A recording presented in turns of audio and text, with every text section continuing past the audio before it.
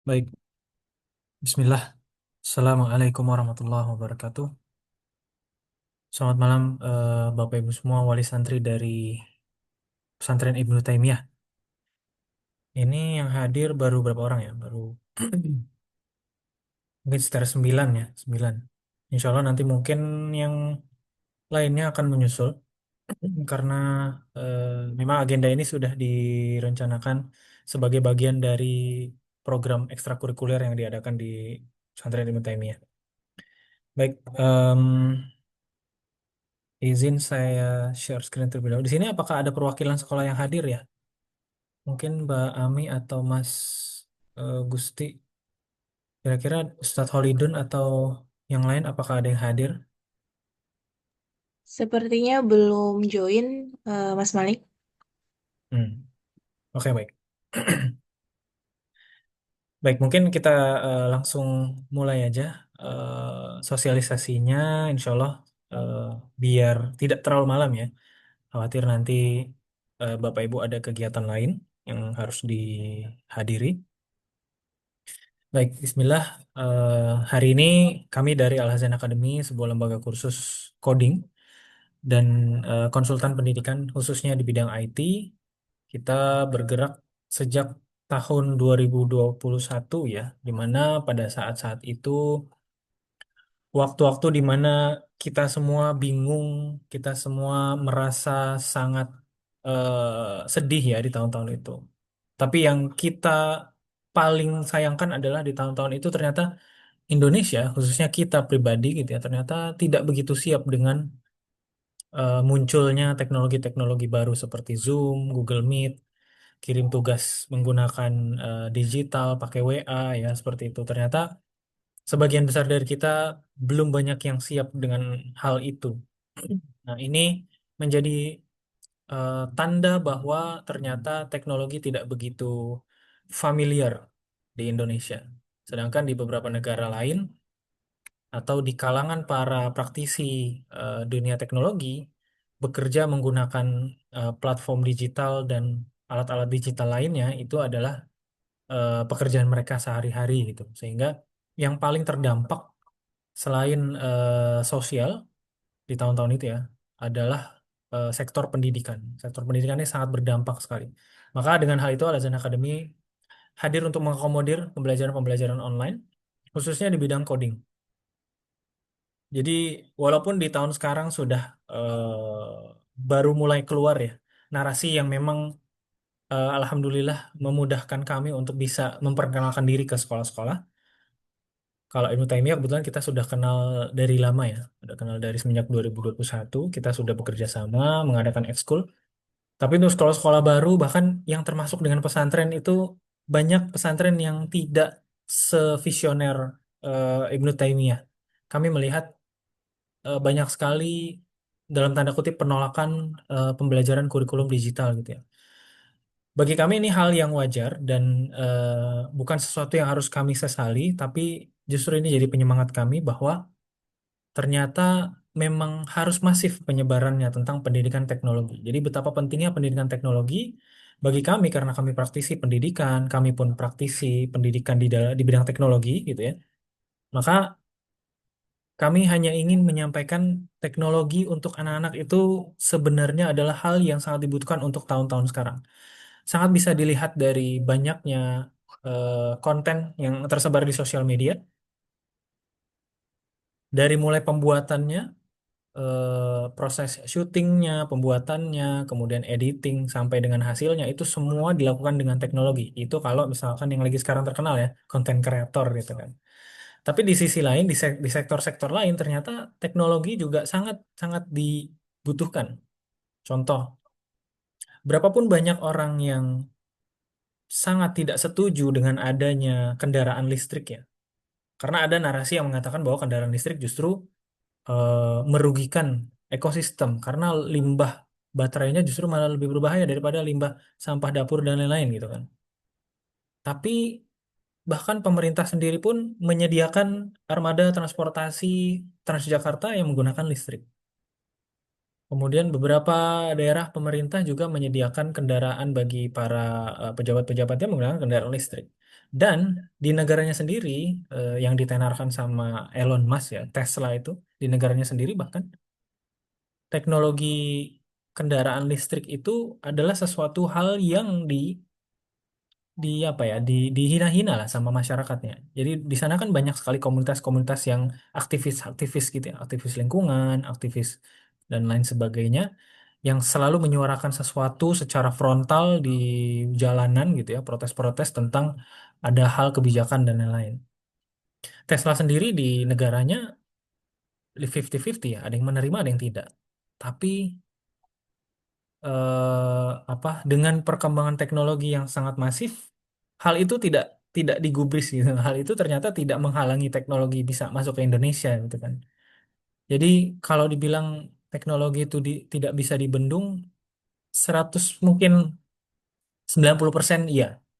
90% tidak bisa dibendung, maka yang kami khawatirkan selama kami berada di sektor pendidikan teknologi, yang kami khawatirkan adalah bagaimana anak-anak murid kita bisa menerima keadaan itu, khususnya anak-anak pesantren. Seperti itu. Maka hari ini insya Allah kami akan menjelaskan beberapa masalah yang terjadi di masyarakat, manfaat-manfaatnya kira-kira belajar coding itu seperti apa sih. Di sini kami berjudul dengan mengasah critical thinking dengan coding. Jadi tanpa disadari bahwa sebenarnya manusia itu secara dasar gitu, secara fitrah itu kita sudah dibekali dengan akal ya, sudah dibekali dengan kepintaran yang jauh lebih berbeda dibandingkan makhluk-makhluk yang lain seperti binatang dan hewan gitu kan. Tapi tidak jarang ternyata hal ini justru tidak dimanfaatkan dengan baik. Maka di sini kita akan bahas mengenai masalah critical thinking dan hubungannya dengan coding gitu ya.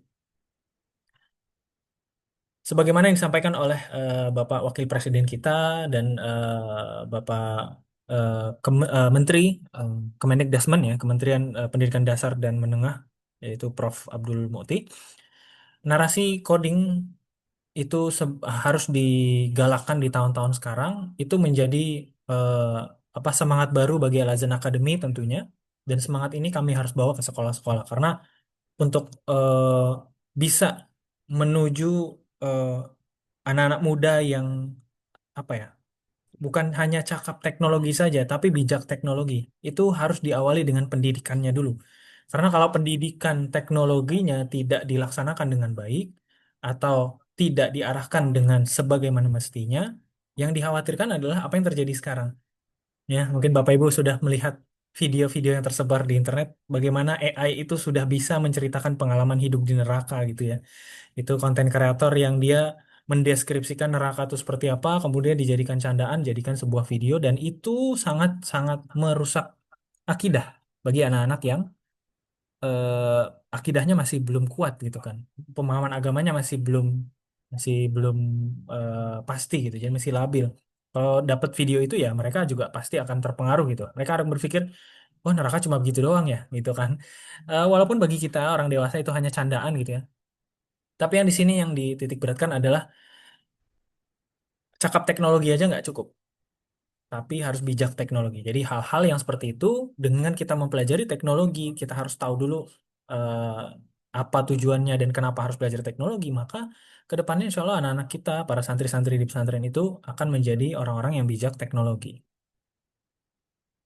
Baik, sebagian besar dari Bapak Ibu mungkin sudah mengenal ya critical thinking itu apa, dan sebenarnya di sekolah-sekolah juga sudah membahas tentang eh, bahasan ini ya, critical thinking, betapa pentingnya critical thinking. Dapat dibuktikan dari banyaknya anak-anak muda zaman sekarang yang mereka itu cenderung lebih denial ketika bertemu dengan masalah. Jadi anak-anak itu uniknya berbeda, sangat berbeda memang dengan zaman kita dulu di mana semua serba tidak ada gitu ya. Handphone, kalau mau beli handphone itu harus nabung dulu, harus kerja bantu-bantu saudara dulu biar dapat duit nabung gitu ya.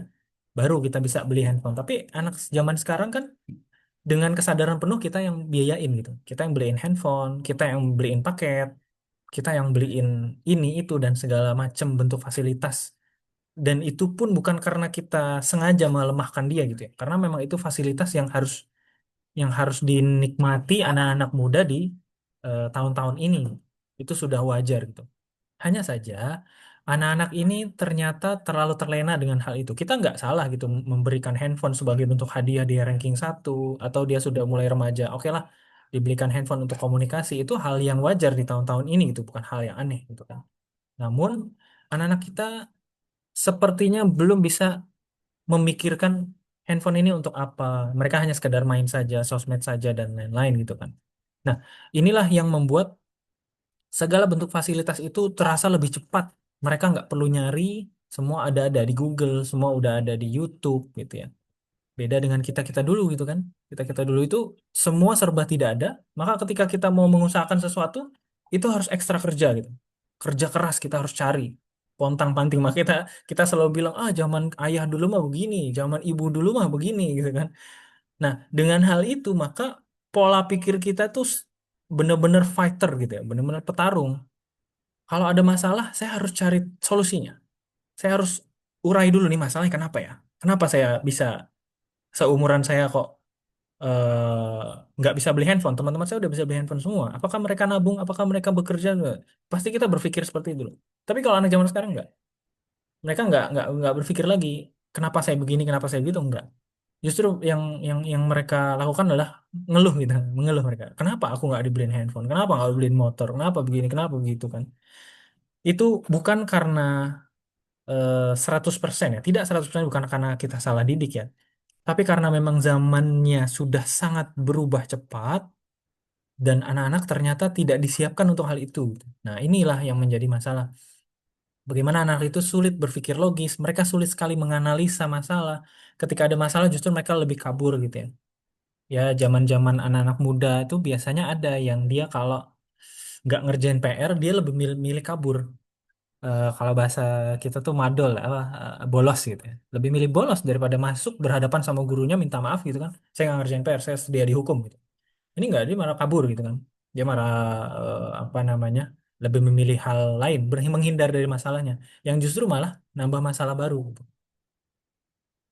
Oke, contoh singkat kalau kita mau tahu bagaimana sih critical thinking itu bisa diukur. Nah, ciri-ciri sederhananya adalah kalau kita masih banget banget percaya sama berita hoax ya, berita bohong, berita misinformasi dan lain-lain gitu ya, maka bisa dipastikan itu salah satu akibat dari lemahnya critical thinking. Padahal kita sebagai muslim sudah dikabarkan sejak jauh-jauh hari bahwa ketika ada berita yang masuk ke kita itu mohon diteliti lagi, dicek ini sumbernya dari mana, siapa yang bicara, beritanya benar atau enggak, harus di cross check dulu gitu.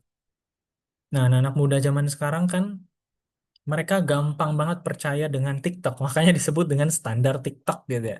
Jadi setiap orang yang di TikTok ngomong itu mereka jadikan standar. Mereka itu nggak tahu landasan hukumnya apa, apakah ini pengalaman pribadi atau fakta gitu kan. Nah, itu kan suatu hal yang sangat jauh sekali perbedaannya gitu antara antara opini dengan fakta. Nah, yang seperti seperti itu anak muda ini cenderung tidak melihat gitu ya. Nah, inilah yang sangat bahaya sekali. Maka perlu sekali kita tanamkan critical thinking yang baik sehingga anak-anak ini bisa melihat sebuah masalah dan menyelesaikannya dengan cara yang tepat. Seperti yang saya bilang di awal tadi bahwa akal adalah fitrah gitu ya. Akal manusia ini dibekali sebuah software yang dikatakan sebagai akal ya. Ini fitrah kita. Ini adalah tools yang membuat kita ini lebih mulia dibandingkan apa namanya makhluk-makhluk yang lain gitu ya. Kita diberi akal, kita diberi kuasa untuk berpikir, kita diberi kuasa untuk mengasah akal kita gitu ya. Berbeda dengan binatang kan. Binatang itu kan diberinya insting. Jadi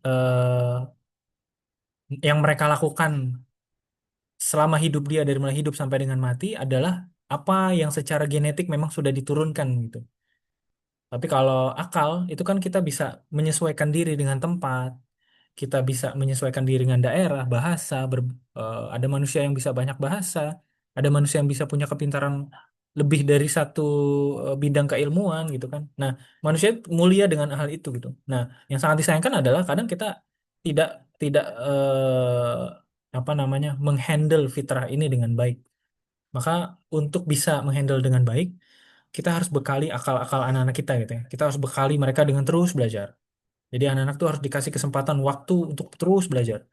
Kemudian menggunakan akal setelah dia sudah belajar itu di pesantren, di sekolah, di kursus, di les dan lain-lain. Itu adalah sebenarnya bekal-bekal untuk survive. Bekal-bekal untuk survive di dunia, bekal-bekal untuk survive di akhirat gitu ya. Sehingga ketika memang tidak dibekali akal-akal itu, ya anak-anak itu nanti di masyarakat dia akan linglung, dia akan bingung. Saya harus ngapain ya setelah ini gitu. Kalau misalkan saya menghadapi eh, kondisi sosial yang kayak gini, saya harus ngapain gitu kan. Nah, anak-anak yang tidak dibekali dengan critical thinking yang baik, mereka justru akan bertanyanya nanti di depan. Dan mereka akan muncul penyesalan nanti, kenapa saya nggak belajar kemarin? Kenapa saya nggak begini, nggak begitu? Nah, tentu ini yang tidak kita inginkan dari anak-anak kita gitu kan.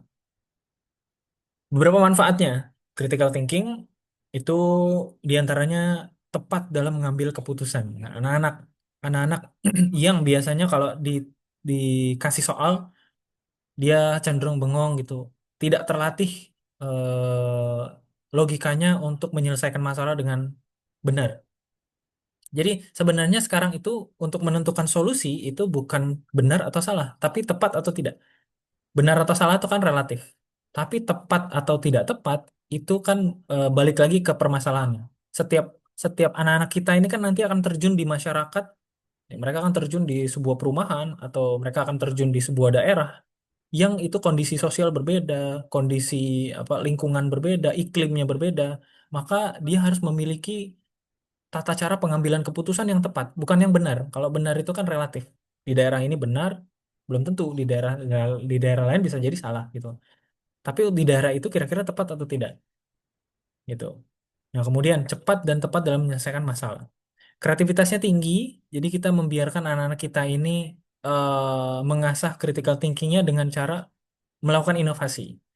Walaupun sederhana, harus kita hargai gitu ya. Nah, harus kita hargai, kemudian harus kita apresiasi sekecil apapun, karena insya Allah nanti pelan-pelan akan bertingkat, bertingkat, bertingkat, bertingkat, dan sampai dia sudah menciptakan inovasi-inovasi yang benar-benar tepat bagi masyarakat. Kemudian komunikasinya efektif, tegas, tidak bertele-tele. Nah, ini juga kebanyakan anak-anak muda yang banyaknya nongkrong kerjaannya gitu ya, bercanda-bercanda, kalau ngomong sana sini ngalor ngidul bahasa kita gitu ya. Ini bisa jadi ya, bisa jadi dia tidak memanfaatkan critical thinkingnya dengan baik. Karena kalau orang sudah memiliki critical thinking yang baik, maka dia kalau ngobrol tuh pasti nggak bertele-tele, to the point gitu kan, to the point. Kemudian tegas dia ngomongnya nggak mencela-mencela mungkin bahasa kita gitu ya. Nah, kemudian yang tadi seperti yang di awal itu kebal sama hoax. Jadi sudah tidak ada lagi tuh anak-anak muda yang percaya bahwa minum kerating deng bisa mengeraskan otak ya gitu ya. Dalam ilmu saya pernah baca bahasan itu, saya juga pernah baca dapat broadcast itu ya minum deng, hema apa namanya? Yang ungu kuku bima gitu ya. Menurut dokter ini ternyata akan menimbulkan pengerasan otak. Saya baca di sumber lain, saya cek di Kominfo ternyata ini berita hoax yang disebarkan oleh orang tidak bertanggung jawab. Nama dokternya pun itu dicatut ya nama dokternya. Dokter tersebut tidak pernah mengatakan itu. Dan secara ilmiah otak itu adalah organ yang memang bentuknya itu lembek. Jadi tidak bisa jadi keras. Nah, saya juga nggak paham tuh kerasnya itu kayak gimana. Jadi secara ilmiah pengerasan otak itu tidak bisa terjadi selama manusia itu masih hidup. Kecuali nanti kalau udah mati mungkin ada pengkristalan. Nah, itu Allah alam saya juga belum paham ya. Intinya berita-berita hoax itu banyak sekali terjadi dan banyak sekali yang percaya. Nah, di WA ya, di Facebook, di Instagram video-video yang padahal itu editan atau potongan-potongan video yang padahal itu cuma cuplikan doang gitu ya. Banyak orang percaya. Nah, ini kan nggak boleh nih di kalangan kita orang-orang Muslim nggak boleh seperti itu gitu. Kita sudah dikabari bahwa kalau ada berita yang masuk ya harus di cross check seperti itu. Kemudian pandai beradaptasi. Nah, anak-anak kita adalah calon orang-orang yang harus kita lepas nanti di masyarakat. Nggak mungkin mereka akan selalu di pangkuan kita. Nggak mungkin mereka itu akan selalu di pelukan kita gitu ya. Justru kita menyekolahkan dia, memberikan mereka fasilitas pesantren dan sekolah bimbel dan lain-lain, itu untuk biar mereka siap terjun di masyarakat. Bukan untuk balik lagi ke rumah. untuk senantiasa di rumah gitu sama kita terus-terusan sampai mereka berusia dewasa, berusia lanjut tua gitu nggak mungkin. Anak-anak itu harus bisa bangun bahteranya sendiri. Mereka itu kita persiapkan untuk meninggalkan kita. Maksudnya meninggalkan kita tuh dia tuh harus terjun ke masyarakat gitu. Karena memang itu ya sebagaimana kita dulu kita dalam tanda kutip meninggalkan orang tua kita gitu ya. Kita merantau, kita bekerja, kita memiliki keluarga sendiri, bangun rumah sendiri dan lain-lain gitu kan. Anak-anak kita pun seperti itu. Maka mereka pun harus mendapatkan manfaat ini dari critical thinking gitu ya. Dia harus punya mendapatkan manfaat pandai beradaptasi. Kalau anak-anak ini sudah pandai beradaptasi, maka dia sudah siap terjun di masyarakat dimanapun ditempatkan gitu ya. Baik, berikutnya kita mungkin pernah baca beberapa sejarah atau mendengar beberapa sejarah romantisme kejayaan Islam dulu ya, di mana kita hampir menguasai 2/3 dunia. Ternyata di masa-masa keemasan itu muncul banyak sekali ilmuwan-ilmuwan. Di sini yang bisa menyebabkan bisa jadi ya, bisa jadi yang menyebabkan kenapa ilmuwan-ilmuwan yang temuannya itu masih bermanfaat sampai dengan sekarang ya, itu muncul di masa-masa keemasan Islam karena memang lingkungannya pada saat itu lingkungan-lingkungan yang terbaik. Jadi itulah alasannya kenapa Islam itu berada di masa puncak-puncaknya gitu ya, di masa kejayaannya, menguasai 2/3 dunia ya kalau nggak salah. Nah itu karena memang lingkungannya Muslimnya sudah tersebar kemana-mana, orang-orang alim sudah di mana-mana pada saat itu, maka dengan banyaknya orang-orang yang memiliki kapabilitas yang baik, lahirlah orang-orang juga yang memiliki kapabilitas yang baik juga. Sehingga ketika zaman sekarang, kalau kita lihat ternyata di konten di TikTok itu ternyata malah penurunan kualitas anak muda, berarti bisa jadi lingkungan kita atau bahkan di keluarga kita sendiri, kita tidak menghargai keilmuan yang sudah mereka miliki gitu kan. Nah, ini kan harus jadi satu bahasan yang harus kita bahas sehari-hari gitu ya di rumah. Setiap anak pulang kita tanya misalkan. Atau Bapak Ibu kalau lagi penjengukan, sorry. Itu ditanya belajar apa saja sehingga dia merasa dihargai. Merasa dihargai bahwa perjuangan dia selama di pesantren itu merasa dihargai, ditanya pelajarannya, kemudian ketemu dengan siapa aja, sudah kenal teman siapa saja gitu kan. Nah, hal-hal yang seperti ini sangat receh, tapi secara psikologis anak-anak itu senang sekali ketika dibahas tentang lingkungan dia gitu. Maka untuk menciptakan generasi yang baik, maka kita harus menjadi lingkungan yang baik bagi anak-anak kita. Kita harus menjadi lingkungan yang baik bagi tetangga-tetangga kita, ya. Untuk saudara-saudara kita, ponakan-ponakan kita, kita harus menjadi lingkungan yang baik gitu. Jangan kita seperti tidak peduli dengan apa tetangga, apalagi anak kita sendiri gitu kan. Nah, yang menjadi faktor pendukung juga kenapa eh, anak-anak itu ada yang sukses secara karir gitu ya. Dia kenapa channelingnya baik, kenapa kompetensinya meningkat terus. Itu bisa jadi karena lingkungannya mendukung. Nah, kebalikannya kalau misalkan ternyata secara kompetensi anak ini udah disekolahin gede-gede gitu ya, biayanya besar, kemudian di tempat yang terkenal pula gitu ya.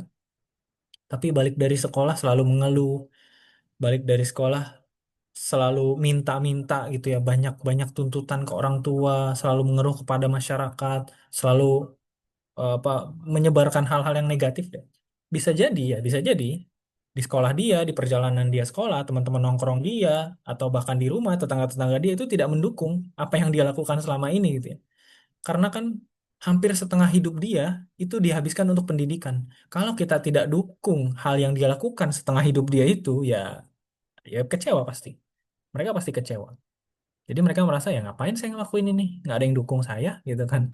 Nah ini yang kami alami gitu ya. Setidaknya yang kami alami dari beberapa kejadian-kejadian anak-anak kenapa sulit berkembang padahal dia punya potensi baik.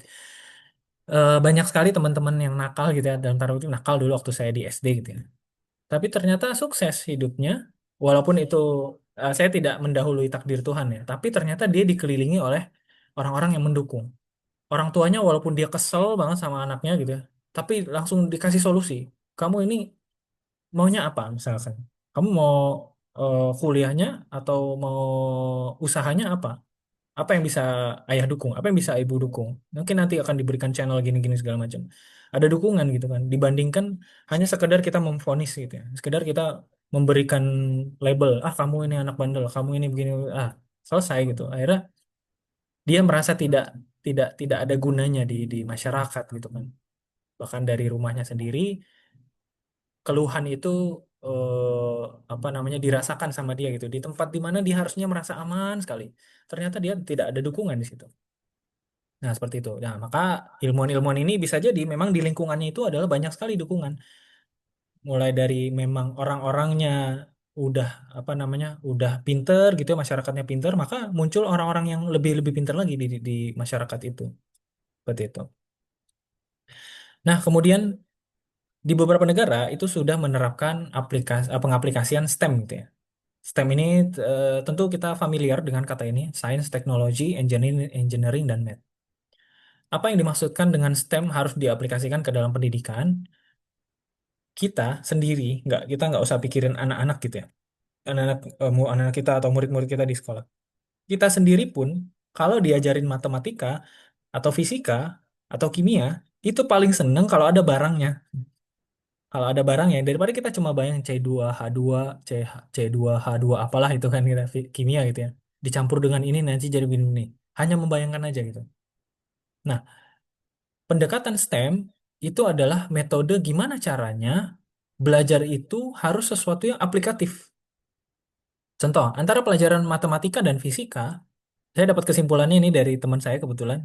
Eh, jadi, kenapa matematika itu harus belajar dan kenapa fisika itu harus dipelajari dan harus pandai matematika dulu? Karena matematika itu adalah pelajaran menghitung abstrak. Matematika itu pelajaran menghitung abstrak. Aplikasinya di mana? Aplikasinya di fisika, aplikasinya di kimia. Nah, fisika nanti aplikasinya di mana? Di rumah bisa diaplikasikan gitu kan. Bagaimana caranya atau kenapa alasannya motor bannya kempes itu kok bisa apa namanya bisa berat ya kendaraannya. Nah, itu kan ada pelajaran fisikanya ya. Kalau nggak salah alasannya karena terlalu banyak gesekan ya. Permukaannya terlalu banyak tergesek kayak gitu. Seperti itulah kira-kira. Jadi ada alasan yang harus dijelaskan di setiap bab-bab pembelajaran. Nah, alasan akademi melakukan seperti itu. Setiap materi yang kita hadirkan itu langsung aplikatif. Kita langsung bikin aplikasi translate. Kita jelasin nanti. Aplikasi translate nanti kayak gini ya. Apa namanya? Caranya dan logiknya seperti ini A, B, C, D dan seterusnya. Kemudian nanti aplikasi YouTube playlist kita jelaskan kenapa kita harus bikin YouTube playlist. Jadi secara terapan anak-anak itu sudah mulai paham dari awal. Kenapa saya harus ngoding gitu kan? Kenapa saya harus bikin aplikasi ini itu dan sebagainya. Namun sayangnya di Indonesia dari beberapa negara maju yang coba kita buat barisan gitu ya. Indonesia ini masih masih terlihat sebagai pengguna aktif. Indonesia masih terlihat sebagai pengguna aktif. Makanya tidak heran kenapa negara-negara maju itu eh, banyak produsen di sana, banyak produsen teknologi. Misalnya ya Tesla dengan tempatnya rumah apa rumah mereka di Amerika gitu ya, itu memproduksi itu kan, memproduksi itu, kemudian Cina lanjut gitu ya, Cina bikin dengan versi murahnya. Nah di Asia, Afrika itu kita cuma jadi penikmat aja gitu. Jadi tidak ada muncul inovator yang ada dari anak muda gitu kan. Nah ini sangat disayangkan sekali. Makanya Al Azhar Academy hadir untuk bisa memperbesar kemungkinan anak-anak Indonesia, khususnya anak-anak Muslim yang lulusan pesantren itu nggak dihina dengan agamanya gitu. Mereka itu harus tampil dengan pecinya, dengan gamisnya, dengan kerudung besarnya sebagai inovator-inovator. Karena kenapa saya menyuarakan ini? Karena pengalaman pribadi. Saya seorang Muslim di tahun 2000 berapa ya? 2016, kalau nggak salah. Saya bekerja di salah satu kantor e-commerce besar di Indonesia. Saya ditegur karena saya setiap jam 3.15 sore sampai jam 4 kurang, hampir kurang lebih setengah jam, itu saya keluar kantor. Dan dia bilang, HRD-nya bilang, kamu ini istirahat 2 kali. Zuhur, jam 2, dia nggak bilang zuhur ya, karena dia bukan orang Islam. Dia bilang jam 12 kamu istirahat sampai jam 1. Itu kan ada jam istirahat. Kenapa kamu jam jam 15 atau jam 3 itu harus keluar lagi dan lama pula. baru balik ke kantor lagi, ke ruangan, baru kerja gitu kan. Dari situ saya menilai ternyata di luaran sana, santri-santri kita nanti, anak-anak murid kita, anak-anak kita sendiri nanti ya, itu akan menghadapi orang yang nggak peduli sama agama-agama kita.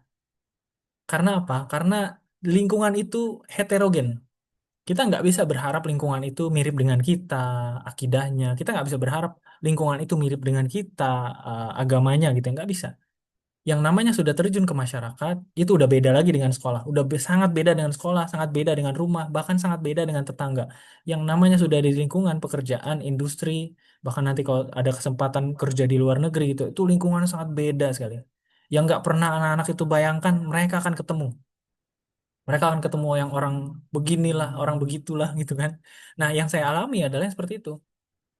Jadi isu agama di apa namanya di tempat kerja saya dulu itu nggak ada, karena memang mereka nggak peduli dengan hal itu gitu. Yang mereka pedulikan apa skill. Nah, lalu gimana ketika saya jelaskan gitu, saya jelaskan bahwa saya seorang Muslim, saya harus sholat berjamaah sebenarnya. Kan saya di lantai 4 kerjanya. Kemudian saya ke masjid itu kan ke bawah. Turun dulu, jalannya lumayan jauh dekat parkiran. Nanti saya wudhu ngantri. Kemudian saya sholat jamaah. Habis jamaah juga harus ada zikir juga, doa-doa. Saya sampaikannya gitu, doa-doa yang harus saya panjatkan gitu kan. Dengan hal itu ya mereka paham dan saya pun bilang ini kan memang masjidnya sudah disediakan oleh kantor gitu. Kantor sudah menyediakan masjid dan orang-orang juga nggak cuma saya yang keluar di jam itu banyak. Silakan lihat aja di masjid itu ramai semua. Saya nggak melanggar, saya jajan gitu. Enggak, saya sholat, benar habis sholat ya saya ke kantor lagi, saya ke ruangan lagi gitu kan. Jadi kita harus punya skill dulu di depan, baru kita bisa jelaskan agama-agama kita. Maka saya bangga sebenarnya kalau masuk ke pesantren nih. Saya masuk ke pesantren, saya justru bangga. Kenapa? Karena ini anak-anak ini yang mereka nanti keluar perlombaan ya di Al Zain Academy itu kebetulan 1 tahun sekali itu ada lomba. Lombanya itu saya dan tim itu nggak pernah nyuruh anak-anak itu untuk pakai seragam di sekolahnya atau di pesantrennya. Tiba-tiba aja mereka bangga dengan peci mereka, dengan gamis mereka. Mereka bangga tuh yang perempuan-perempuan, akhwat-akhwat ya di Ibnu Taimiyah. Itu mereka bangga dengan kerudung-kerudung besarnya. Mungkin ada yang agak takut dilihat aneh pakai cadar, mereka pakai masker dan mereka bangga dengan hal itu. Saya pun bangga. Saya ngelihat bahwa mereka punya pride di situ. Mereka punya pride bahwa anak-anak muslim juga bisa sama kayak kalian-kalian gitu. Nah, ini satu hal yang saya pun baru kepikiran pada saat ngeliat anak-anak Ibu Taimah ikut lomba gitu. Yang kakak kelas yang sudah mungkin sekarang udah lulus ya. Itu pada ikut lomba pakai pakai gamis, dia pakai apa namanya, pakai celana cingkrang, pakai sandalan. Mereka bangga dengan hal itu gitu. Dan saya pun bangga ngeliat itu. Apa namanya? Saya merasa bahwa anak-anak muslim bisa kok jadi seperti orang-orang yang nuduh-nuduh saya dulu istirahat 2 kali gitu kan. Yang skillnya di masyarakat tuh yang hanya dilihat cuma skillnya aja.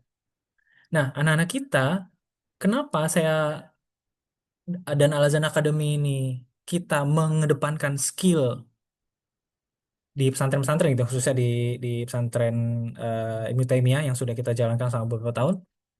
Biar apa? Biar cara mereka berdakwah itu ada trik-triknya.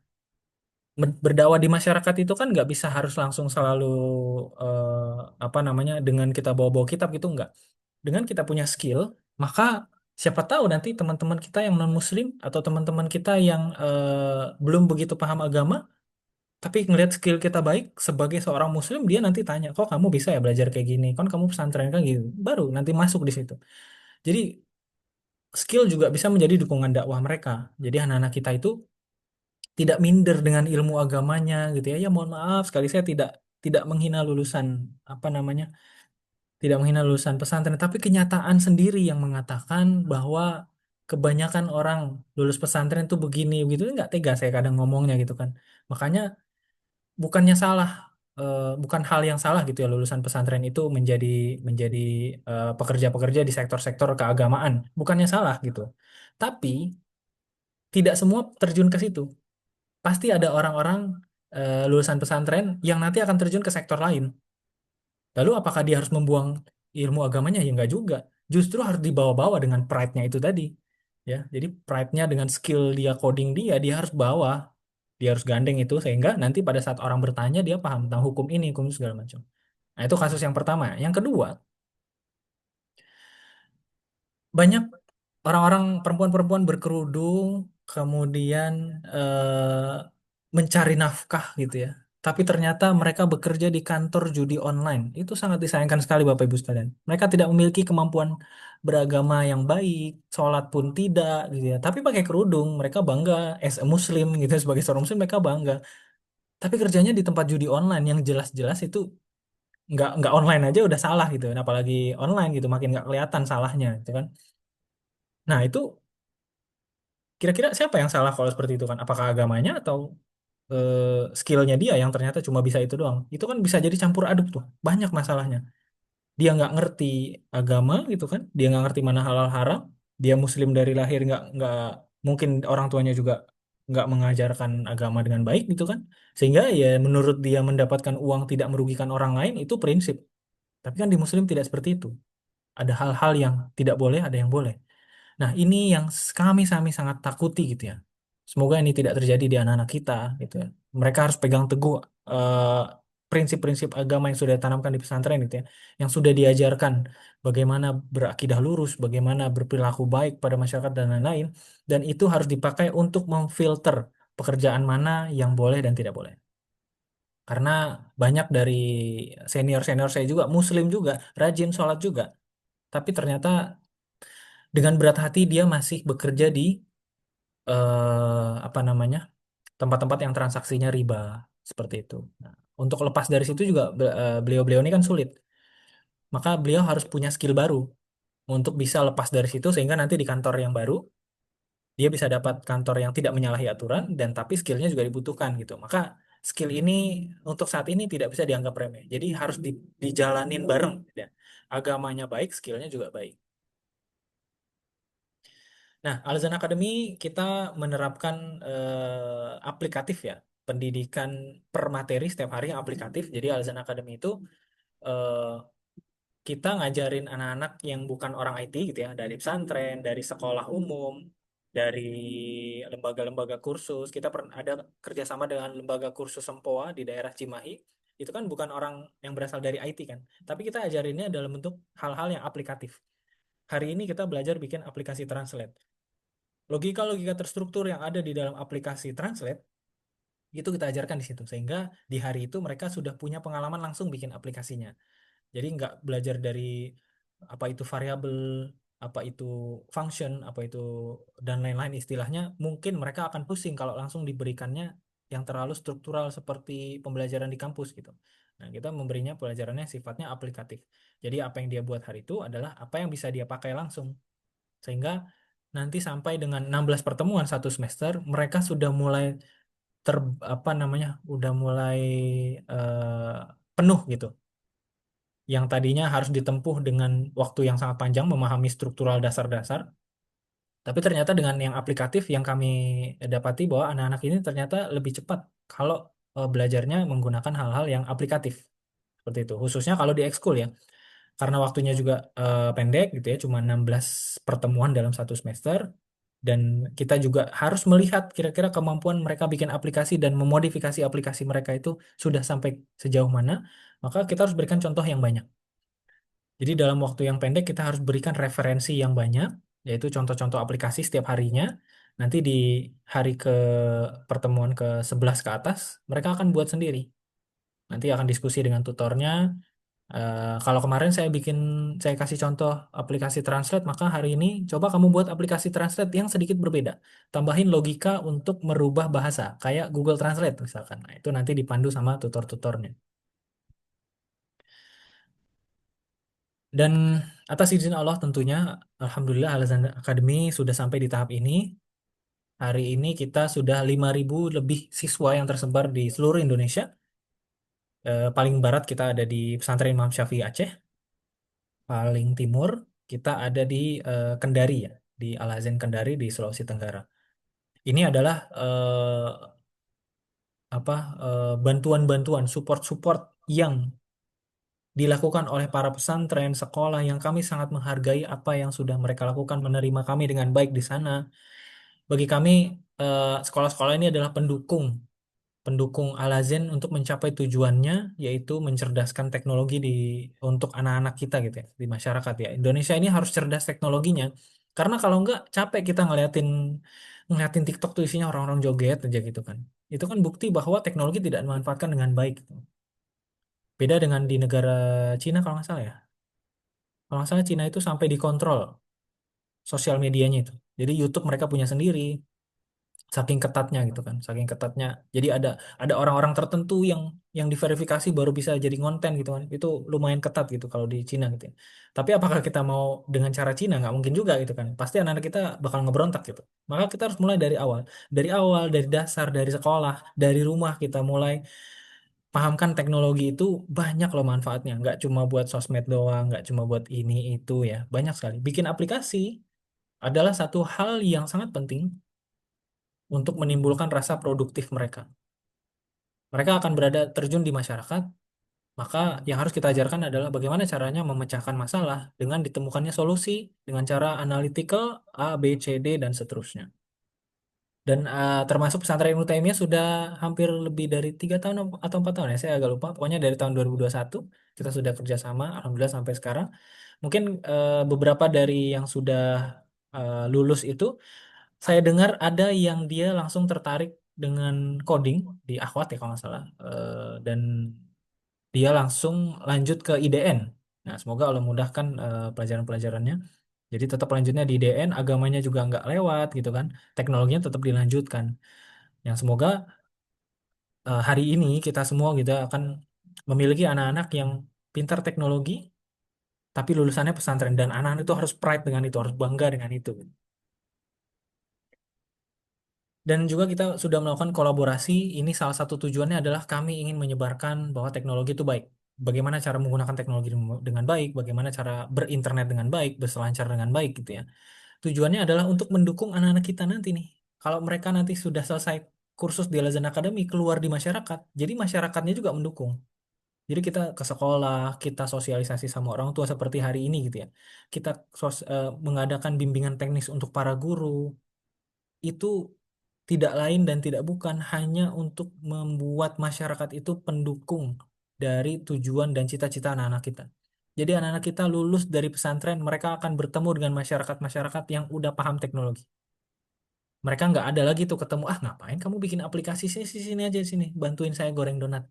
Gitu kan ada tuh yang ya mohon maaf ya, yang biasa tinggal-tinggal di daerah-daerah gitu ya. Si tinggal daerah biasa. Saya pernah menemui itu dan ketemu juga sama anaknya gitu ya. Dia berpikir bahwa ah ngapain lah belajar teknologi buat apa? Sini aja lah bantuin jagain warung gitu kan. Justru ketika dia belajar teknologi sudah mahir, kerjanya sudah enak, justru ibu nggak perlu ngewarung lagi. Ibu nanti anaknya sudah jadi bikin pemilik warung di beberapa kota gitu kan. Ini kan harus harus kita tanamkan cita-cita seperti ini. Nah, caranya gimana? Caranya Al-Azhar Academy harus menyebarkan teknologi positif ke masyarakat gitu kan. Seperti itu. Dan dengan dukungan Bapak Ibu sekalian yang hari ini hadir, insya Allah sampaikan juga beberapa manfaatnya nanti ke teman-teman yang belum hadir. Nah, seperti yang saya katakan tadi, setiap tahun kita mengadakan perlombaan ya. Terakhir kita di bulan apa kemarin ya? Itu di Mahat Aisyah. Itu kita mengadakan lomba untuk kalau kebetulan waktu itu kita mengundangnya untuk anak-anak pesantren ya, karena lingkungan Mahat Aisyah pada saat itu sangat Islami. Hanya sedikit dari para peserta yang mau hadir di tempat pesantren gitu ya. Karena kalau yang di luar apa maksudnya non muslim gitu ya. Non muslim itu kita kita berikan konfirmasi balik kalau misalkan mau ikut perlombaan, kebetulan tempat kita di pesantren apakah bersedia atau tidak. Khawatir nanti merasa merasa apa namanya? merasa merasa seperti berbeda sendiri walaupun perlakuan tetap kita sama. Kemarin dari anak pesantren Bun Taimiyah juga ada beberapa ya. Itu kalau nggak salah Ustadz Saiful kalau nggak salah yang bawa ya, Ustadz Saiful. Kemudian kebetulan yang menang itu dari SMA mana itu anak dari Jogja kalau nggak salah, dari Jogja yang menang itu dari Jogja dan non Muslim. Gurunya non Muslim pun hadir dan itu bukti bahwa kita tidak pilih-pilih gitu ya. Memang memang kalau udah dia menang ya udah menang. Seperti itu. Dan anak Al-Azhar Academy pelan-pelan itu sudah mulai ada yang sudah juara peringkat kedua, ketiga dari perlombaan-perlombaan nasional yang kami adakan. Tujuannya apa? Tujuannya satu tadi ya, biar nanti kami pun sebagai Al-Azhar Academy itu bangga gitu. Anak-anak Muslim itu hadir di satu event, kita biasa di Muslim Life Fest atau di J Expo gitu ya, atau di kita kadang ngikut di Muslim Life Fest lah. Ada juga kita pernah ngikut di event apa gitu ya. Itu kita hadirin dengan sengaja ya, dengan tujuan sengaja gitu. Kita hadirin anak-anak muslim ini di event itu biar orang semua lihat gitu. Biar orang semua lihat ini anak kerudungan memang bisa ngoding, loh bisa itu. Itu ada buktinya. Mereka punya karya, mereka bisa ngoding nggak cuma hafal Quran, nggak cuma bisa ngaji. Mereka juga bisa apa yang kalian lakukan gitu kan. Karena kita dihina sama ini. Ngapain anak pesantren paling cuma bisa ini, bisa itu. Ah ini saya tunjukin saya bisa gitu kan. Nah, anak-anak ini kan harus punya kebanggaan akan hal itu. Nah, ini beberapa karya dari teman-teman pesantren ya. Ini kebetulan anak-anak pesantren yang buat jadi mobile aplikasi. Ini adalah sebenarnya aplikasi contoh yang sudah kita berikan gitu. Tapi kita minta untuk modifikasi. Untuk 16 pertemuan, kami tidak bisa memungkiri bahwa untuk mencapai ke level creating innovation itu masih sedikit lagi. Oh, bukan sedikit lagi, masih belum sampai ke sana. Yang mereka bisa lakukan adalah memodifikasi apa yang ada dengan modular-modular kecil yang mereka bisa terapkan dari contoh-contoh yang kita sudah buat. Contoh misalkan nanti ada aplikasi tentang panduan dzikir. Nah, nanti akan mereka modifikasi kontennya menjadi surat-surat pendek ternyata. Artinya mereka sudah mulai berpikir ternyata dari sebuah konsep yang ada itu bisa ditanamkan konten-konten yang berbeda. Seperti itu. Kemudian dari Ibnu Taimiyah Putra nih, Putra ada study tips. Ini kalau nggak salah tentang universitas-universitas ya kalau nggak salah ya. Jadi dia mungkin dia punya cita-cita kuliah di mana gitu, tapi sulit mencari referensi. Nah, dia buatkan referensi kalau mau kuliah nanti di sini aja dengan keunggulannya ini, kekurangannya ini, lokasinya di mana dan sebagainya. Kemudian nih dari akhwat nih dari perempuan namanya Al Huda itu dari pesantren Ibnu Taimiyah Putri. Nah, ini kan nggak kebayang juga kan ya perempuan memang bisa ngoding gitu. Ternyata ya memang ada dan banyak gitu. Dan kesempatan untuk kerja dari rumah nggak usah berbaur sama laki-laki itu perempuan itu besar sekali dalam dunia IT. Kemudian selain ada coding, kita juga ada yang menyerempet ke animasi ya. Nah, ini yang kiri ini animasi semacam Roblox atau Minecraft ya. Jadi dia membuat dunianya dulu, baru dia membuat karakternya nanti bisa digerakin dan lain-lain. Kemudian di sebelah kanan ini kebetulan anak yang senior ya. Ini Raffi. Ini kebetulan saya juga sempat masuk ke kelas dia. Saya ngobrol-ngobrol, ternyata ayahnya itu ingin mengarahkan Raffi ini menjadi seorang product designer. Nah, jadi animasi yang kita bayangkan selama ini ya, yang anak-anak kita bayangkan animasi sama ini adalah Upin Ipin gitu, so, apalagi Jumbo, eh, apa animasi Bilal yang terkadang ya masih banyak di masyarakat itu diperselisihkan tentang bagaimana hukumnya membuat animasi karakter orang gitu. Sebenarnya nggak sampai nyentuh ke situ pun bisa. Contohnya Raffi ini, dia diarahkan ayahnya untuk menjadi product designer. Kayaknya ayahnya juga seorang product designer deh. Product designer juga nanti bisa jadi apa asisten arsitektur yang dia bikin rancangan rumah, bangunan. Kan itu nggak bikin makhluk gitu ya. Dia bikin hal lain. Tapi manfaatnya luar biasa yang handphone yang kita nikmati sekarang, tablet yang kita punya, penggaris, gunting, lampu yang kita punya itu semua hasil karya sebelum dicetak ya, sebelum diproduksi, hasil karya dari product designer. Didesain dulu.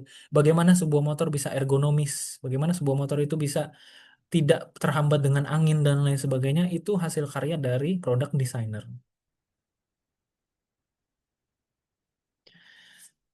Nah, seperti biasa kita ada program Al Azan Goes to School, termasuk di pesantren Ibnu Taimiyah kemarin ya kalau nggak salah. Kemarin itu kita mengadakan trial class ya. Mungkin nanti ayah ibu kalau kunjungan atau nanti teleponan dengan anaknya itu boleh ditanya kemarin ikut trial class nggak di Al Azan Academy. Jadi tim kami hadir ke sana, Ikhwan dan Akhwat mengadakan trial class. Mereka bikin aplikasi translate. Ya, pengalaman bikin aplikasi translate gimana sih?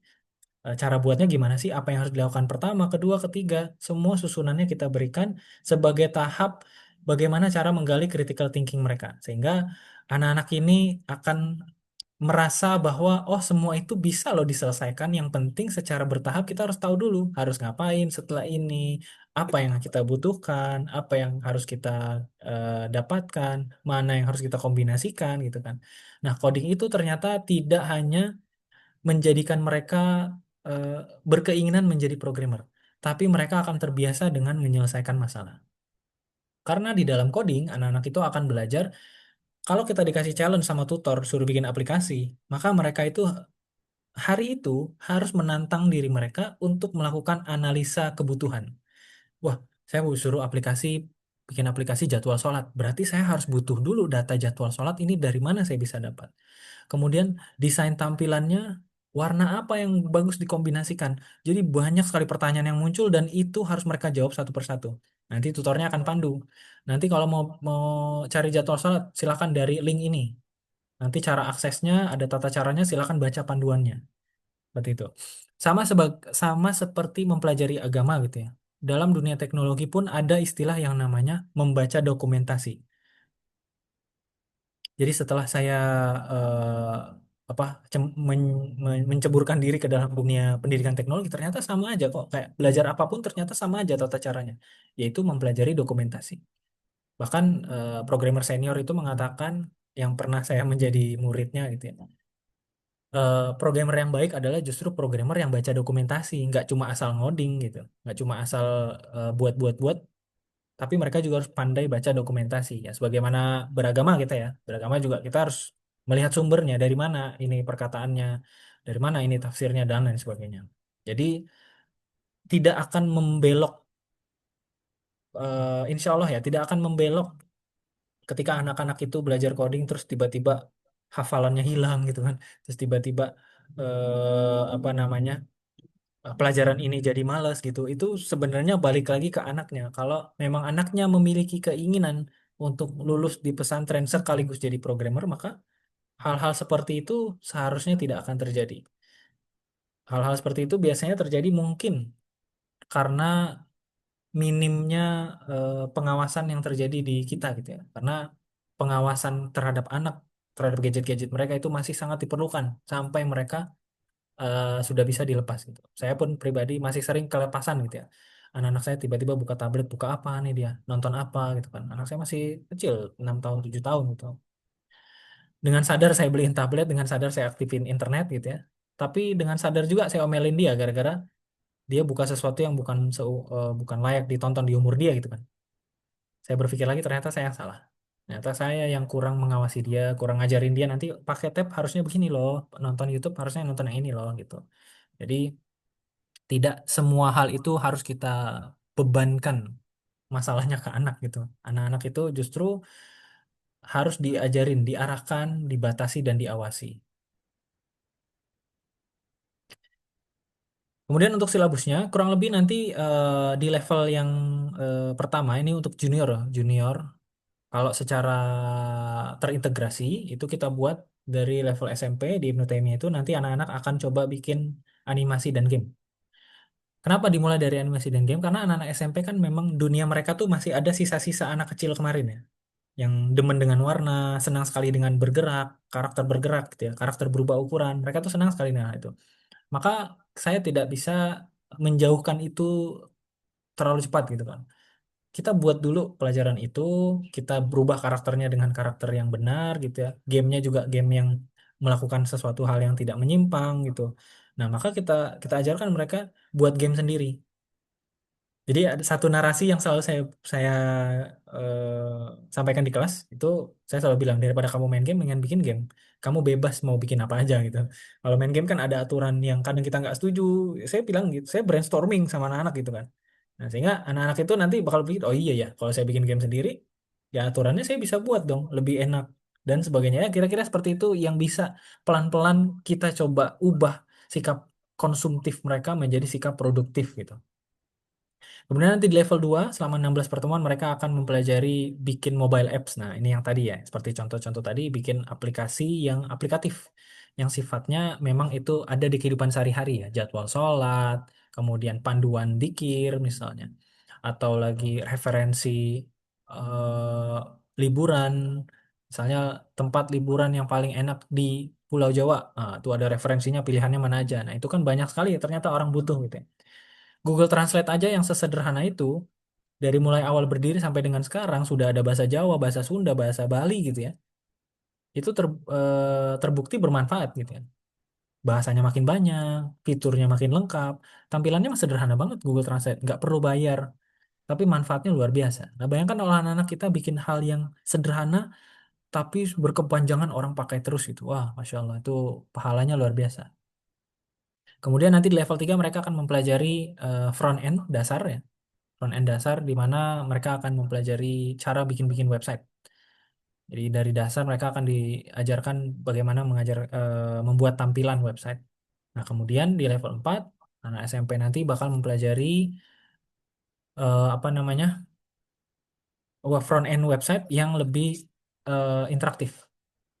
Jadi yang lebih lebih modern lah gitu. Nah, kemudian untuk yang SMA kita sebutnya kelas senior. SMA itu nanti akan ada irisannya sama seperti yang sebelumnya di SMP, dia akan belajar dasar-dasar web, kemudian lanjut lagi ke web yang lebih interaktif. Nah, berikutnya dia akan lanjut lagi ke yang namanya back-end developer. Nah, back-end developer ini mempelajari bahasa pemrograman back-end. Jadi, kalau tampilan itu dibuat hanya untuk apa yang kita lihat, nah, kalau bahasa backend itu dibuat untuk segala proses yang ada di dalam aplikasi itu. Misalkan proses login, selesai login nanti harus masuk ke halaman mana.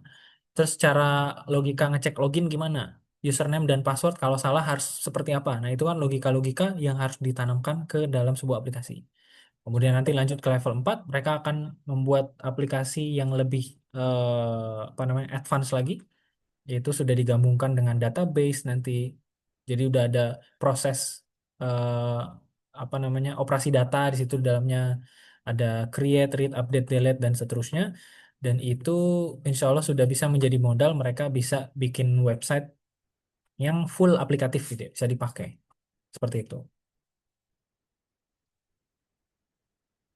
Baik, mungkin dari saya cukup sekian Bapak Ibu sekalian penjelasannya mengenai apa yang sudah kita lakukan di Ibnu Taimiyah dan bagaimana murid-murid ini kami sangat ingin sekali bertemu dengan mereka agar kita bisa memberikan manfaat betapa baiknya critical thinking itu ya, sehingga mereka itu bisa menjadi anak-anak muda yang luar biasa, anak muslim yang pride dengan skill-skillnya gitu ya. Walaupun setiap kita itu sudah memiliki critical thinking. Hanya saja ada satu konsep yang saya selalu bawakan ke kelas. Setiap kita itu sudah paham sesuatu, setiap hal yang kita lakukan itu kita ngerti gitu. Kita paham. Tapi tidak semua orang itu bisa mendeskripsikannya. Nah, ini nanti bisa dicoba ke anak-anak Bapak Ibu, silakan tanya nanti ke anak-anaknya. Ini pertanyaan brainstorming ya. Nanti silakan ditanya dicoba ke anak-anaknya. Coba tanya ke mereka bahwa kamu bisa mandi nggak? Kamu setiap pagi mandi kan? Kamu bisa mandi, kamu ngerti caranya mandi, kamu tahu kapan mandi gitu. Ini kan adalah hal yang biasa dilakukan. Manusia sampai dengan umur kita tua nanti, itu kan kita mandi terus gitu kan. Tapi tidak semua dari kita bisa mendeskripsikannya. Nah, biasanya saya memancing dengan pertanyaan itu. Saya ingin anak-anak itu menganalisa aktivitas keseharian dia dengan cara coba ceritakan ke saya yang tadi kamu lakukan itu mandi apa coba? Apa sih mandi itu? Coba ceritain ke saya. Nah, itu nanti jawabannya sangat beragam sekali. Ya, tidak ada jawaban benar, tidak ada jawaban salah. Saya hanya memancing logika berpikir mereka biar mereka analitis. Biar mereka bisa ngerinciin tuh, oh mandi tuh nanti A, B, C, D, dan seterusnya. Kenapa harus mandi? Karena saya begini-begini. Kapan saya harus mandi? Satu, dua, tiga, dan seterusnya. Dengan hal itu, insya Allah teman-teman ini udah siap ya. Dan santri-santri ini udah siap untuk lanjut ke pembuatan aplikasi, insya Allah. Baik, mungkin dari saya cukup sekian dari Bapak Ibu. Kalau ada pertanyaan, boleh silakan open mic atau langsung di kolom chat boleh.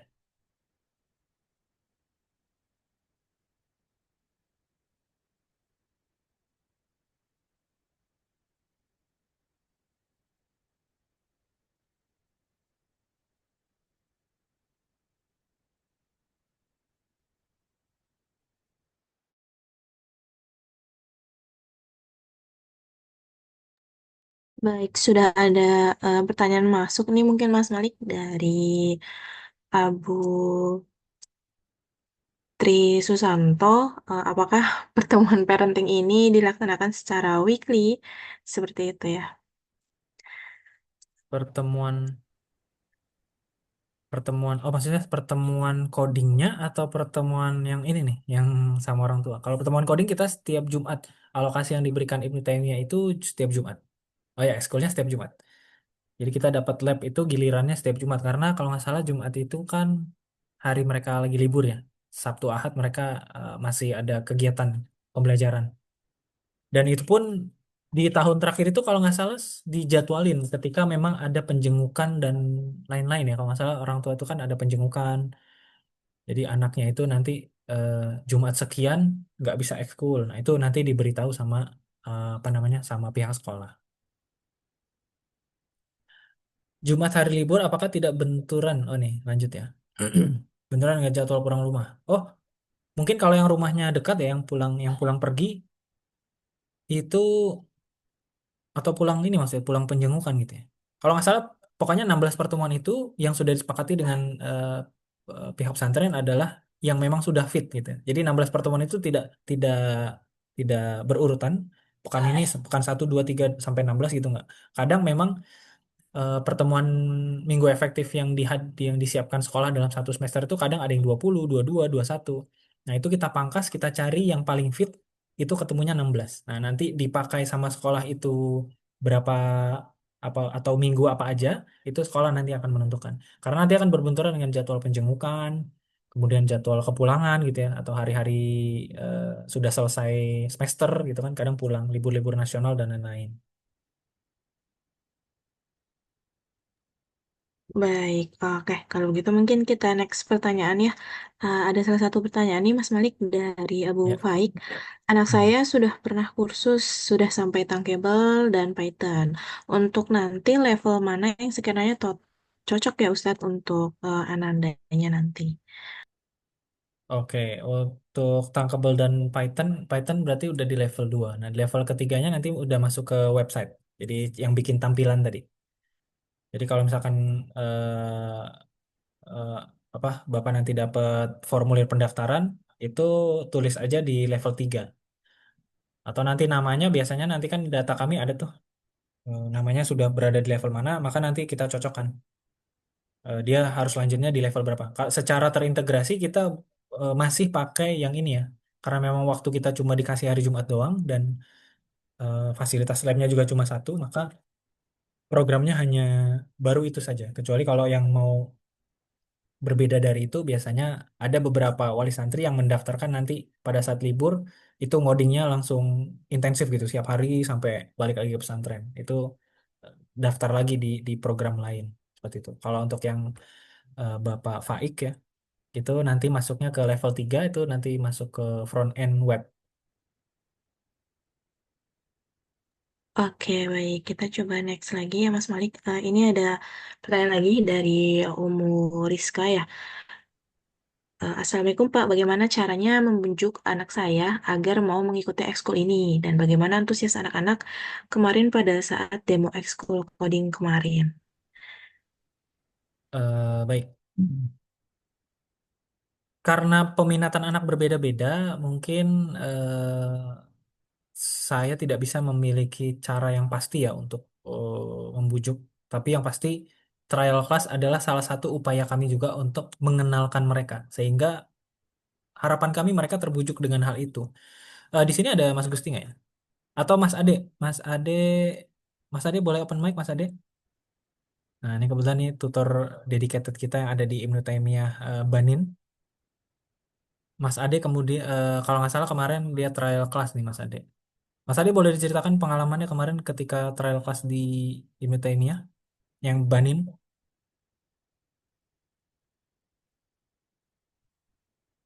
Nah nih Mas Ade apakah eh,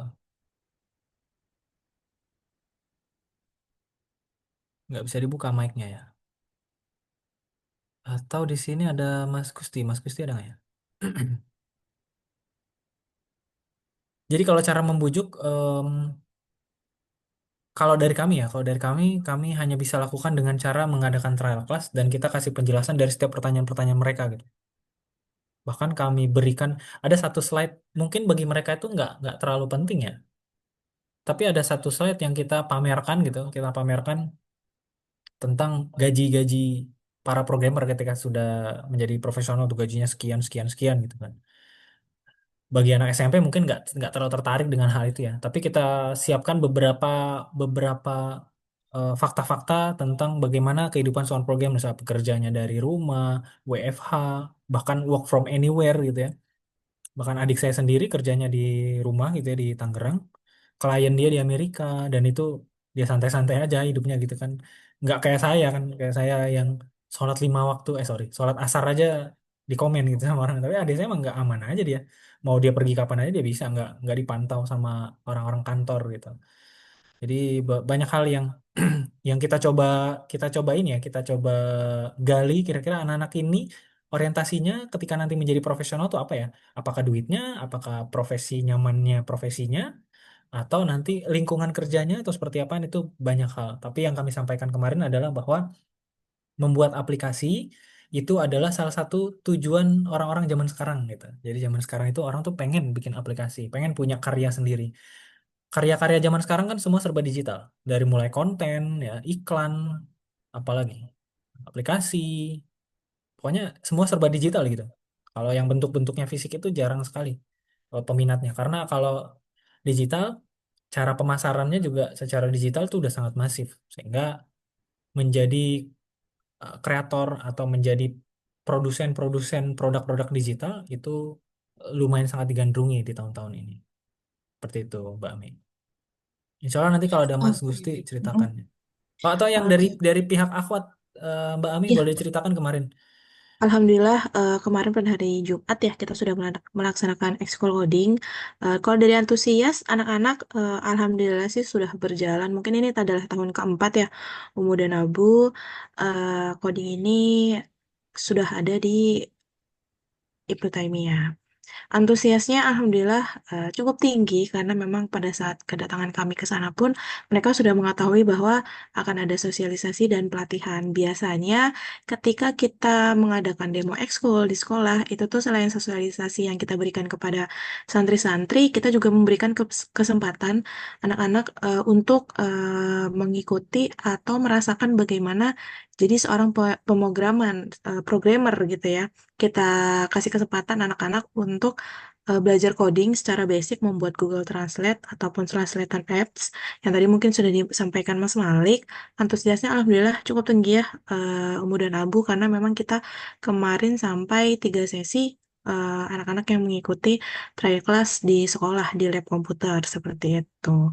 Mungkin kurang lebihnya sama seperti di Banin ya. Alhamdulillah pun di Banin kemarin sudah dilaksanakan trial class coding ataupun demo ekskul di sekolah dengan agendanya itu 3 sesi.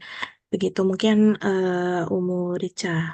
Oke, semoga menjawab ya umum. Baik. Nah, ini mungkin kita next pertanyaan dari Ayah Rafataya. Anak saya sekarang masuk MA di IT. Untuk melanjutkan ekskul codingnya, apakah ada daftar ulang lagi atau otomatis lanjut? Bagaimana teknis pendaftarannya? Baik, kalau untuk terkait teknis pendaftaran, memang setiap tahun itu kita adanya pendaftaran ulang ya, Ayah Rafataya. Jadi nanti akan kami sebetulnya untuk link pendaftaran itu sudah kami share ke yayasan ataupun ke pondok. Jadi nanti mungkin bisa ditanyakan kembali ke pihak pondok atau mungkin barangkali dari wali santri yang sudah mengikuti grup ekskul coding. Biasanya kita akan memberikan informasi pendaftaran ulang di grup tersebut. Seperti itu. Lalu untuk Umu Hafiz, anak Ananda Hafiz Hudair udah 2 tahun kursus Scratch dan coding game Roblox. Mohon sarannya di level mana? Baik, untuk Hafiz sendiri saat ini di jenjang apa ya, Umu? Mungkin nanti bisa dibantu komen. Kalau misalkan sebelumnya sudah di Scratch atau sudah ada di game Roblox, kalau masih MTS disarankan bisa memasuki level 1, atau kalau misalkan sudah MA bisa memasuki level 2 seperti itu. Lalu pertanyaan dari Umu Abu Ayas, Assalamualaikum Pak, misalkan anak nggak bisa hadir 1 sesi, apakah nanti dapat 16 pertemuan? Jadi memang bentuk pertemuannya kita seketika anak tidak bisa hadir nanti bisa digantikan ke level selanjutnya. Seperti itu. Ketika nanti di minggu ini Ananda tidak bisa hadir, nanti Ananda bisa masuk ke pertemuan besoknya untuk mengikuti kelas lanjutan. Seperti itu.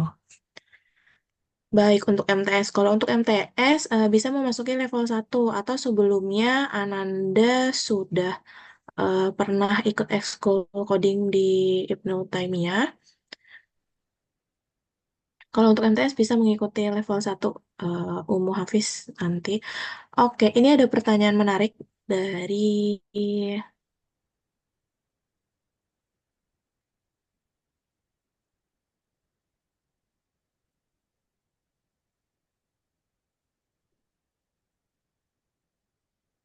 apa saja yang harus dipersiapkan? Apakah anak dapat harus membawa laptop sendiri? Umum Faras terkait nanti pembelajaran di pondok, itu nantinya anak-anak akan difasilitasi lab komputer. Jadi nanti pada setiap hari Jumat kita ada 3 sesi ya, Umum Faras. Jadi memang pelaksanaan eskul coding itu sudah full menggunakan lab komputer. Jadi tidak wajib harus menggunakan laptop sendiri. Seperti itu.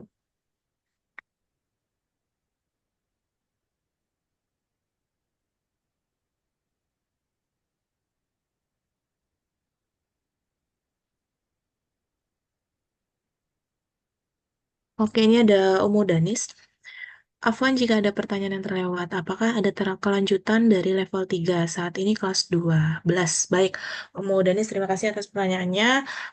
Terkait level saat ini di Ibnu Taimiyah, memang untuk siswa-siswa yang sudah mengikuti level 3, memang lebih dominan siswa-siswa yang saat ini kelas 12 ya. Jadi kemarin kita sudah coba diskusi dengan pihak sekolah Umu Danis terkait level 4 ini qadarullah belum bisa kita laksanakan di sekolah karena mengingat dari waktu yang memang diberikan untuk sesi ekskul itu kita mulai di jam 8 pagi sampai jam 2 siang atau sebelum asar. Karena memang mengingat di hari Jumat ini kadang berbenturan waktunya dengan jam waktu telepon ataupun kepulangan santri. Khawatir jika kita laksanakan atau kita tambahkan waktunya di level 4 itu nanti akan berpengaruh pada saat ada penjengukan gitu. Karena memang nantinya pasti sesi ekskul akan lebih lama selesainya di level 4. Itu kemungkinan pada asar sampai jam setengah 5 gitu. Khawatir nanti bentrok jadwalnya dengan pada saat siswa ada penjemputan seperti itu. Mungkin nanti bisa dikomunikasikan dengan Ananda ya, Komodanus, mengingat juga saat ini kelas 12 itu kan efektif belajarnya hanya sampai di bulan Desember ya. Eh, Kebetulan kemarin juga kita udah sounding, memang harapannya anak-anak 12 ini kita tidak sarankan untuk mengikuti ekskul wajib secara 1 tahun ataupun 32 pertemuan, karena mengingat di bulan Januari anak-anak sudah fokus pada saat ujian penghafalan yang sudah disediakan dari sekolah, seperti itu. Lalu ada pertanyaan dari Abu Susanto untuk satu kali pertemuannya berapa jam pelajaran ya dan jadwalnya pada jam berapa di hari Jumat karena khawatir bentrok dengan hari penjengukan santri. Nah, betul Abu Susanto. Memang untuk pembelajaran coding ini ataupun ekskul yang lainnya pun sama kurang lebih untuk jadwal ekskul di pondok itu dari jam 8 pagi sampai selesai sebelum asar. Untuk satu kali pertemuan kurang lebih 60 sampai 90 menit gitu. Karena memang yang tadi mungkin sudah disampaikan ya, kita ada di level 3. Level 3 itu selesainya jam setengah 3 ataupun jam 3. Jadi memang ada satu waktu kadang ketika ada hari penjengukan, biasanya kita diinfokan Abu Susanto oleh pihak sekolah bahwa misal di tanggal berapa kita ada penjemukan, berarti di hari itu ekskul coding tidak dilaksanakan atau seluruh ekskul diliburkan gitu.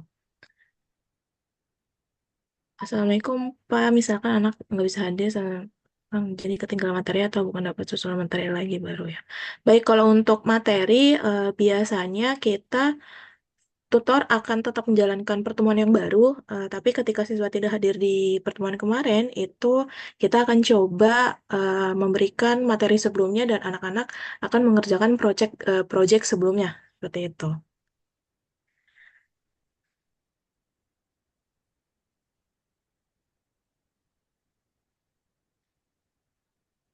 Baik, ini apakah bisa dikirimkan ulang ke sertifikat level 1 dan 2-nya bisa dikirimkan ke email saya. Baik, boleh Umu Danis nanti bisa hubungin ke nomor admin terkait ya di grup untuk dibantu alamat emailnya. Jadi untuk sertifikat bisa di-share ke email yang sudah diberikan.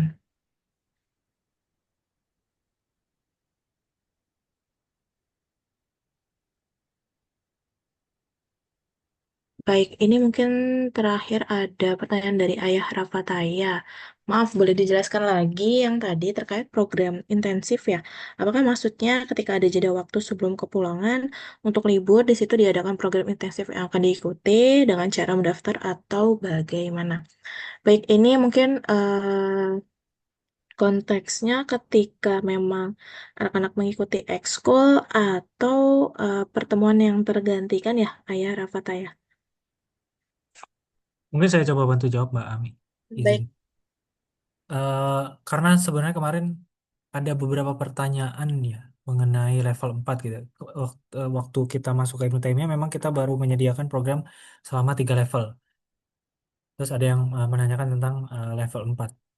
Ini sebenarnya belum ada, tapi dari beberapa pertanyaan yang masuk melalui admin, itu kita coba tampung lagi. Nanti kalau misalkan ada ayah bunda yang memang ingin anaknya lanjut di level 4, boleh nanti disampaikan aja di formulirnya.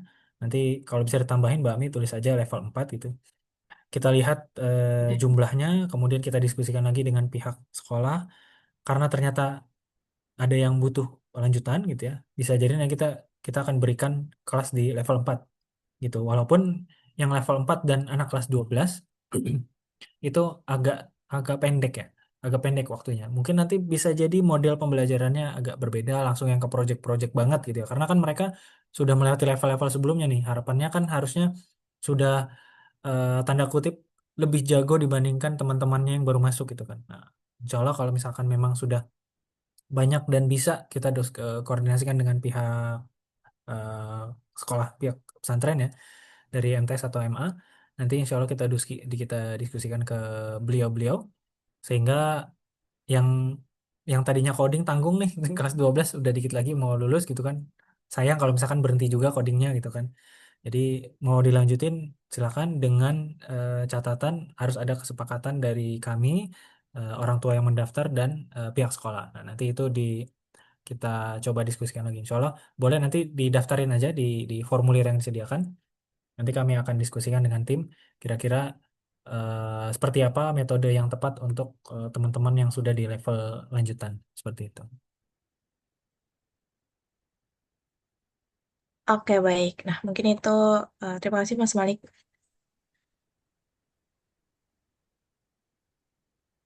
Mungkin ini akan coba kita diskusikan juga ya, Umu. Tadi juga sudah disampaikan oleh Mas Malik terkait informasi ini. Mungkin nanti akan kami tambahkan untuk formulir pendaftarannya. Kita akan coba kasih opsi bagaimana nanti ketika level 4 dijalankan, apakah memang Seriusan seperti itu. Oke, mungkin karena tidak ada chat yang masuk kembali, Umu Abu, apakah kita bisa untuk tutup untuk pertanyaannya? Mungkin nanti barangkali ada yang pertanyaan yang sekiranya mau disampaikan kembali, mungkin bisa disampaikan oleh admin yang bersangkutan di grup. Seperti itu. Baik, kalau gitu mungkin bisa ditutup saja Mas Malik untuk pentik hari ini. Baik, terima kasih banyak Mbak Ami. Ya, sekian Bapak Ibu sekalian penjelasan tentang Al-Azan Academy dan beberapa manfaat yang sudah kita jalankan hampir di seluruh hampir 30 sekolah, 5.000 siswa dan banyak teman-teman santri-santri di Ibnu Taimiyah dari MTS dan MA yang sudah kami belajar bareng bersama mereka. Antusiasnya sangat luar biasa dan alhamdulillah kami saksi-saksi eh, hidup mereka gitu ya. Kami saksi-saksi mereka di pesantren betapa mereka pusingnya ngoding gitu ya, nikmatnya ngoding itu kita lihat bagaimana mereka itu diskusi sama temen. Ngoding itu asik ya, terus ada posisi di mana, aduh pusing gitu. Itu adalah dinamika yang kami sangat melihat sekali gitu ya. Dan kami melihat itu sebagai sebuah apa sebuah langkah yang sangat cerah bagi kita gitu sebagai muslim yang akan memiliki anak-anak yang skill ini akan dipakai untuk berdakwah nanti di masyarakat insya Allah. Dari kami sekian, jika ada pertanyaan boleh nanti langsung ke nomor admin yang nanti akan di-share di grup insya Allah. Kalau ada salah-salah kata kami mohon maaf. Insya Allah nanti informasi berikutnya akan di-share di beberapa waktu ke depan untuk mengenai level dan pembelajaran-pembelajaran lainnya jika diperlukan. Izin kami tutup dengan baca doa kafaratul majelis. Subhanakallahumma wa bihamdika. Asyhadu an la ilaha illa anta Subhanallah astaghfiruka wa atubu ilaik. wa bihamdihi. Sampai Baik. ketemu lagi di pertemuan berikutnya. Assalamualaikum warahmatullahi wabarakatuh. Waalaikumsalam warahmatullahi wabarakatuh. Jazakallah khairan, Mas Malik. Ya, wa iyyakum jazakallah khair.